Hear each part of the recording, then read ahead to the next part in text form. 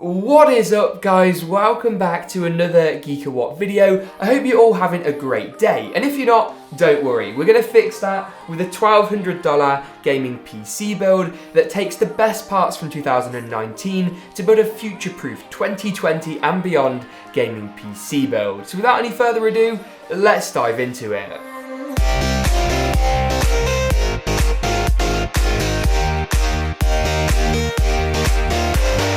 Those of you that have watched my builds before, and if you haven't, get subscribed and make sure you ding the notification bell, then you won't miss them, will know that I always start with the CPU and with the motherboard. And this is one of my favourite combos of the last couple of months. MSI's B450 Tomohawk MAX gives you some of the bells and whistles you'll find on more expensive X570 boards, alongside support crucially for the 3rd gen Ryzen CPUs and a fully blacked out aesthetic with a bit of overclocking headroom. I mean, you can't go wrong with this motherboard. We're pairing the motherboard with this, which is the AMD Ryzen 5 3600X CPU. With a base clock speed of 3.8 GHz and a turbo up to 4.4 with 6 cores and 12 threads, it's a beast, and to put it brutally, is better than any Intel option on the market right now for the money. To install your CPU, it's really simple. AMD's super easy. Pull up the retention arm, find the golden triangle on your CPU, and line that up with the socket on your motherboard. Simply drop the arm down, and that really is all there is to it. Now, before we jump in and install our CPU cooler, we're going to pop this in. This is the ADATA Spectrix XPG S40G, and it's one of my favourite M.2 drives ever, and that's because it's RGB. How insane is that? This tiny little 3D NAND drive is super duper fast and has addressable RGB on the top and bottom, which despite a couple of concerned comments the other week, will not cause this drive to overheat. It performs very, very well indeed. Installing an M.2 drive is really simple in the grand scheme of things. Just slide it into the slot on your motherboard and then take this tiny screw from your motherboard box. You may also need to go and find a small screwdriver as well, because my other ones are far too big. Then it's a simple case of popping that retention screw down, and that will keep our M.2 drive nice and secure. With that out of the way, our next task is to pop in our CPU cooler. Now, this is the Deepcool GAMMAXX GT, and this is a really special unit. It's one of the most affordable air coolers around,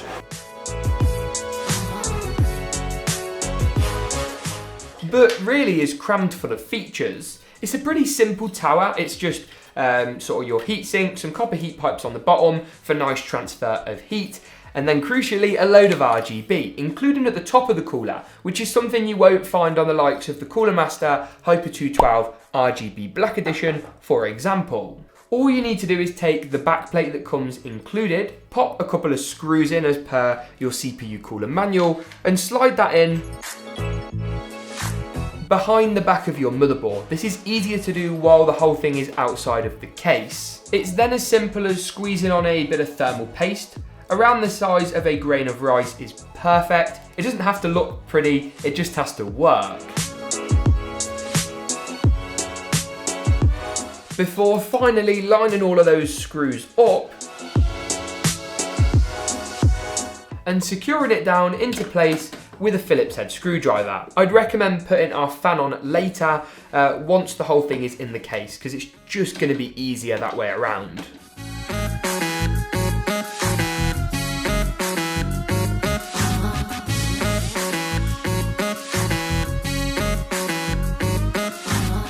That's the CPU cooler pretty much all installed, and we'll come back to that once the motherboard is in our case. The final component to install before our motherboard goes in our case is this, our memory. This is the ADATA Spectrix D60G, and it's another one of my just favourite products that I've really got a chance to get hands on with this year. In order to secure our RAM into place, all we need to do is pull back the retention clips on the 2nd and 4th memory DIMM slots, and then line the notch on the RAM up with the notch on the motherboard. Even pressure to both sides, and it will slot nicely into place. One of the really interesting things about this memory, not only is it RGB, but it's actually got more RGB surface area than I believe any other RGB RAM product on the market, which as someone who, you know, likes a bit of RGB, as you'll be able to tell, is a really great selling point, and they're really good value, about $85, $90, but I'll link up-to-date pricing for everything in the description below for different regions and retailers, because these things do change, unfortunately or fortunately, depending on how much they've changed by when you're watching this video.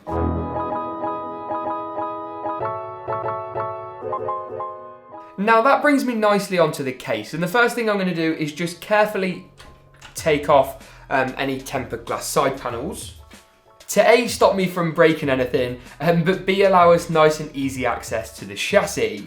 This here is Bitfenix's brand new Spectre.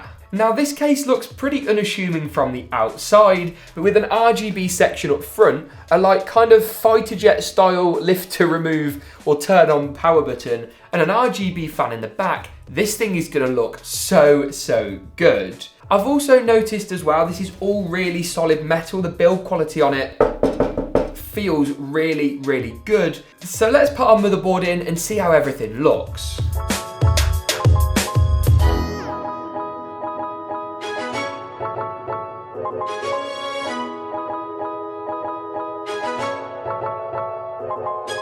Now that the motherboard's in, the build's really starting to take shape, and I'm going to install these two addressable RGB fans Bitfenix sent over. They're some of the more affordable units on the market, but look great. You don't need them if you want to save a bit of cash, but I would recommend picking these up.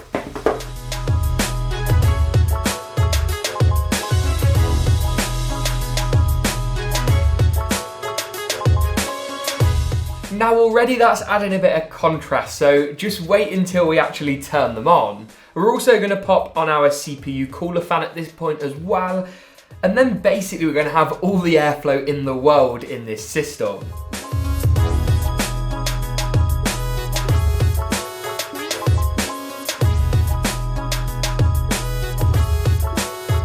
Okay then, with our system starting to come together, before we do the finishing touches and pop our graphics card in, I want to install the rest of our storage and then as well our power supply. Now storage quickly, a 2TB Seagate Barracuda is going to do the job nicely. Added to the super fast SSD, this will give us loads of mass storage for our movies, music, Steam and Origin libraries. So you really can't complain, plus it's super duper cheap.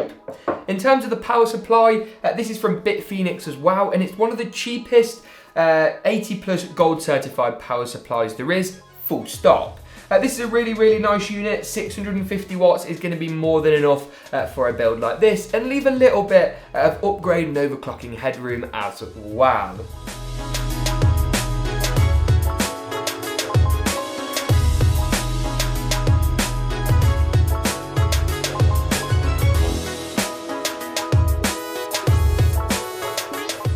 Oh, the joys of time lapses, which brings us nicely onto the final and most exciting component of any PC build, and don't even try and argue with that one in the comment section below. This is the Nvidia RTX 2060 Super with the MSI Ventus cooler. The dual fan design and silver and black aesthetic are going to work great in this build, which really is kind of an inconspicuous build until it's powered on, as you'll see in a moment's time. Now the 2060 Super is a really great price to performance card, especially at that 1440p resolution. I will of course do some detailed gaming benchmarks a little bit later on, but 1440p high settings and a bit of 4K gaming is where this card really excels. In order to install it, simply take off the two PCIe bracket covers and keep hold of the thumb screw, because we're going to use that to secure the graphics card back in. Doing this from behind is not as easy as it looks. Oh god, what have I just said? Oh dear.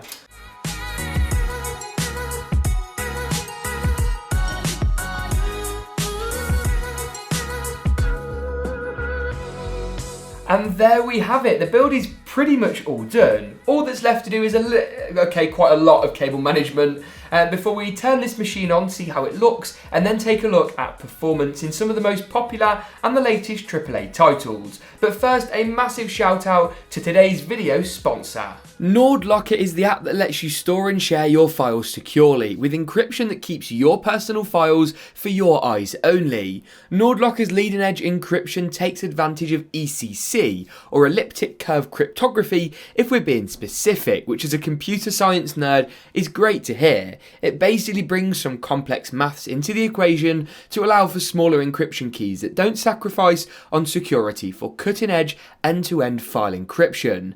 Maybe my A-level in computer science wasn't a waste after all. With 24/7 tech support, multi-device access, Windows and Mac support, you can encrypt files of any size super quickly. Share your encrypted files over email, message, AirDrop, or even Dropbox and Google Drive, which are both supported.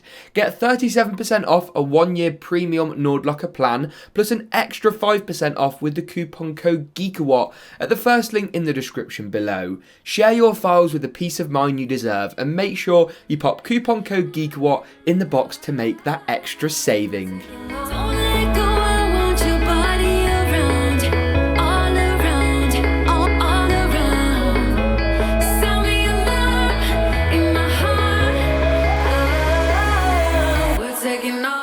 Now that we've seen just how good the system looks when it's all powered up, the real question that remains is how well does it perform? Now 1440p is where this system is best poised and best positioned. A little bit of 4K gaming is most definitely possible. Some of the older titles, even the likes of Overwatch, have got a bit of 4K muscle in them, but to get that key 60-70 frames per second, 4K high and ultra settings is where you want to sit.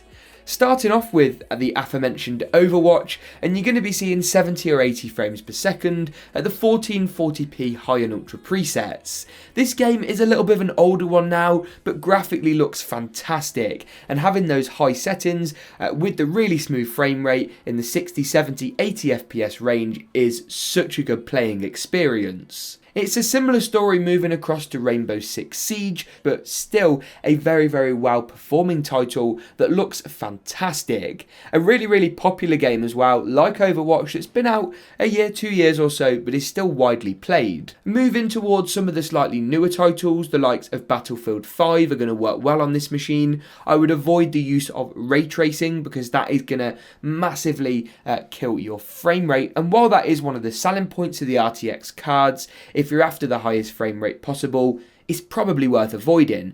And let's be honest, it's a feature that if you had an AMD card, you wouldn't be able to take advantage of anyways. It's a fairly similar story heading over to Forza Horizon 4, a game that sadly doesn't have ray tracing but would look great with it, performs really, really well at 1440p high and ultra settings, hitting well above the 60 FPS marker in the game's inbuilt benchmarking mode. I absolutely love Forza Horizon 4. The Forza Horizon 3 game got me hooked, and now I love the Forza Horizon series. Microsoft and the game devs did such a great job with this title. Another game that's definitely worth a look at is Grand Theft Auto 5, a really, really consistent benchmark that lets you compare systems going back years and years. 1440p high settings with the scaling and texture distances at around about 3/4 on that bar scale is going to give you some good performance. You do have to be careful not to turn every single setting up to maximum, as it's often a case of diminishing returns where you lose a lot of frame rate for really not much in the way of a visual experience improvement. GTA 5 remains one of the most popular and one of my favourite games ever, and let's be honest, it deserves that place. GTA 6 is a couple of years away yet, and it's going to come out a piece after the new consoles launch, so GTA 5 has still got a lot of legs in it just yet. Now you're probably also wondering about the likes of League of Legends, World of Warcraft, CSGO, Call of Duty's Black Ops 4. Well, I'm happy to announce all of those games work great on this machine. The older titles, 4K at 60 FPS is more than doable, and Black Ops 4, the Call of Duty title, 1440p is where you want to sit. But I think that just about covers everything on the gaming benchmark bases. The RTX 2060 Super and Ryzen 5 3rd Gen combo are killer, and 16GB of RAM ensures there's no bottlenecking going on with this machine. If you did enjoy today's video, make sure to give it a big old like rating and get subscribed and ding dong that notification bell so you never miss another GeekaWhat video. Thank you, it really does help me out. Thank you very much for watching though, and as always, we'll see you in the next GeekaWhat video.